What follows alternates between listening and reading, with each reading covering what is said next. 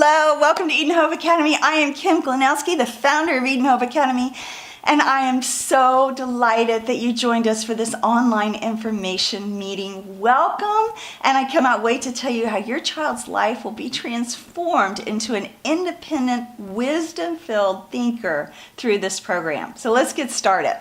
First of all, Eden Hope's philosophy is that your child will learn to think first and then come to class prepared. And that's where we start our first week. So before your child comes to class, they will do memory verses. There are 4 of them each week. There's a Bible verse, history, geography, and science. And they're all set to music on our fun CDs, and you'll be playing them in the car and listening to them and learning so much yourself. A lot of programs in there.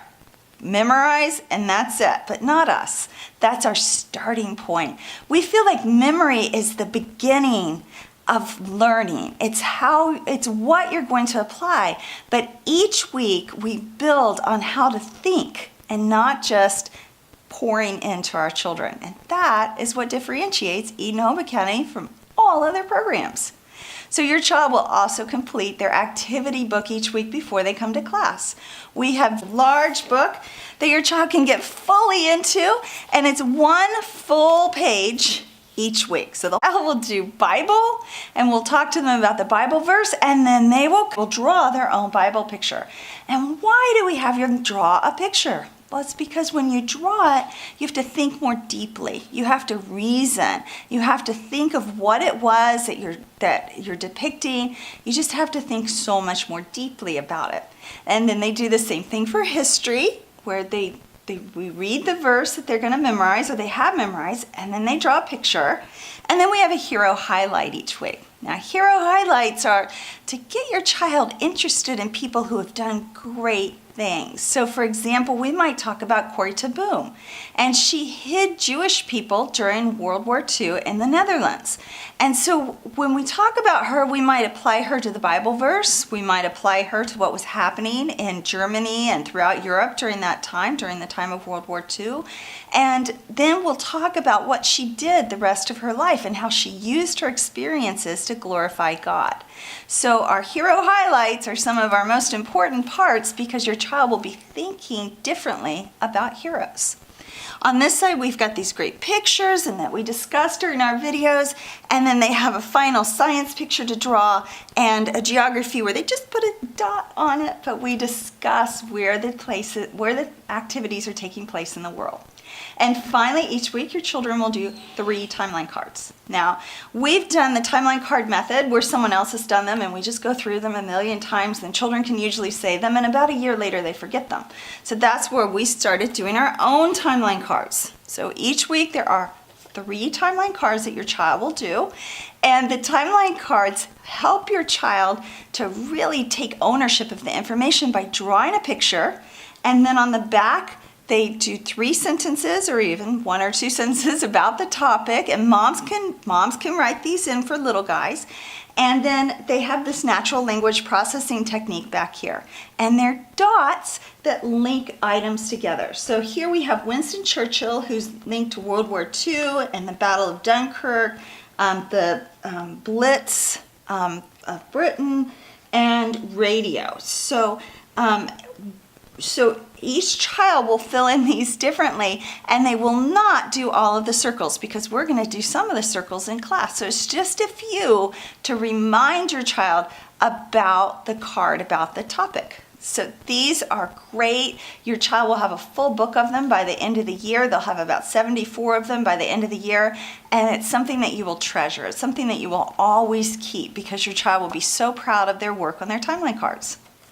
So that's it for each week before you come to class, and it takes about 2 hours plus to do the workbook and the timeline cards and the memory. And we suggest that you do the memory work while the children are playing with their Legos or in the car, or find fun activities like maybe drawing for them to do while they're listening to their memory songs. Next, once each week they get to come to group time, and they are going to love group time. Group time is where students meet at 9 o'clock each morning until 1 o'clock. And when they come, they go to check-in. And check-in is to get their stamps. If they're on time, they get one stamp. If they've completed their book, they get another. They get stamps for each memory verse that they have memorized and each timeline card that they have done. And then several times throughout the year, we have Market Day, where for each stamp they get an EHA dollar and they get to buy and sell items during Market Day with their money, with their EHA money. So they get their stamps and then they go into opening where we sing 3 a cappella songs, we pray, and we do a short Spanish. After that, it is 9:30 and it's time to start our day. So at Eden Hope Academy, our teachers teach just one class each week.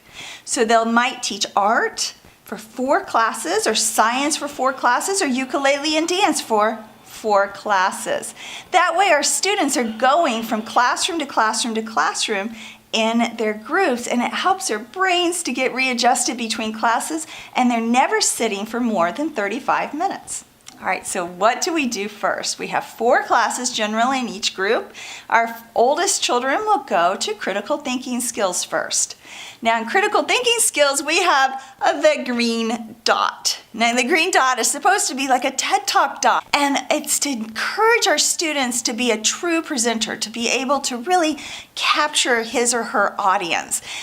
And the person who's on the dot is the one who's leading. And so they'll stand up and they'll say, I'm going to talk to you today about Winston Churchill.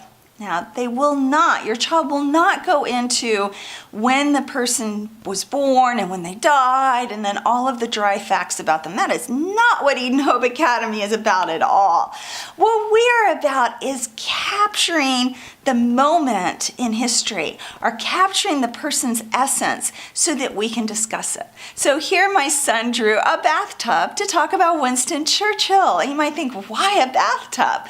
But what he would probably present on with this card is that Winston Churchill was the Prime Minister of England during and before World War II, and he also fought for the British in World War I, and when he fought, he would bring his bathtub with him, and it was a copper bathtub that had a little heater that went with it.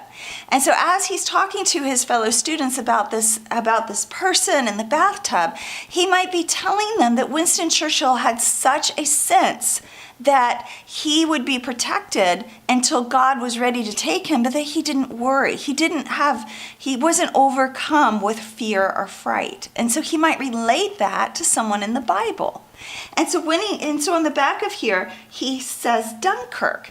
And so he might say, something, Winston Churchill had such a force about him that when people said something that couldn't be done, Winston Churchill would just do it. So at the Battle of Dunkirk, you had 300,000 men stranded on the beach of France, and they could not get anywhere, and they were most likely going to die by the German forces within a few days. And Winston Churchill was told, there's no way we can rescue all of these men. And so what did he do? He got on the radio in the middle of the night, and he said, go out, if you have a boat at all, go out and rescue those men. And so sure enough, the people from Britain rallied, and they got into their boats, and they went, and they rescued almost every one of those men on that beach and saved their lives. And so Bo might be telling the fellow students about just this one aspect and relating it to the bathtub. And then when he's finished with that, he might say, does anyone have anything to add on or any questions or comments? And so then his fellow students will start adding on to the conversation about Winston Churchill, kind of within the framework of what Bo has already set up. So someone else might say, well, I learned that he fought during the Boer Wars in South Africa. And they might say something about how he jumped off of a train and he was able to escape. Or someone else might say during the Battle of Britain, he was extremely brave and describe the Battle of Britain. And so what this does is it starts a conversation with the person on the green circle, the leader of the conversation, leading it. So he might say, oh, well, Nathan, do you have something to add? And then Nathan will add. And then he'll say, great job, Nathan. And then does this child want to add? And they are leading that discussion. And this is powerful for your child because it teaches them how to be an authority in front of a group. It teaches them how to direct a conversation. It teaches them how to encourage other people in an authority role. And the facilitator, the teacher, is there to just keep everyone on track and make sure everyone is being kind to each other. But her job is to sit there and just encourage, not to add that much, just to encourage, or to maybe throw in another topic like, can you relate Winston Churchill to someone in the Bible? Or who would you link him to? Could you perhaps link him to Ronald Reagan or someone like that? So that is the core of our critical thinking class, that our children are leading it, and that they're learning to speak in front of a group, and they're learning to lead. And even our little guys can do this. So I'll put up some videos later of our 5 and 6-year-olds doing this, and you will be shocked at what a great job they do. All right, so next in critical thinking skills class, we divide into teams, and we